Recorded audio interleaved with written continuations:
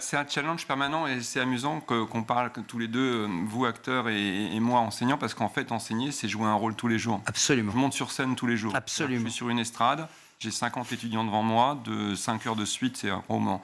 Bon, pas 5 jours de suite, mais voilà, j'ai des plages horaires assez conséquentes et je sais que le moindre pépin de santé, le moindre pépin de voix, Absolument. le moindre coup de fatigue a un effet. Donc transmettre, c'est déjà, si je puis dire, déjà se mettre dans la position d'être accessible, d'être rigoureux en termes de contenu et de savoir de quoi on parle et d'être sûr que ce dont on parle, on le maîtrise. Voilà, c'est ce qui fait... Quand on parle de rôle, il y a aussi cette idée de pédagogie alors? Parce que finalement, il faut être pédagogue quand on transmet l'histoire. C'est quand même pas la même chose que de raconter. J'ai l'impression que ça, c'est la moindre des choses pour les professeurs. Ils ne le sont pas tous au même niveau. C'est comme il y a des acteurs plus ou moins brillants ou qui nous interpellent plus. Il y a des acteurs qui nous touchent et d'autres moins. Pourtant, ils font le même métier. Mais là, vous avez une responsabilité, Bruno, quand on parle de l'histoire. Mais ce que je veux dire, c'est qu'il a tout à fait résumé, Alexandre, parce que c'est vrai que moi, le premier métier que j'ai eu envie d'exercer, c'est professeur.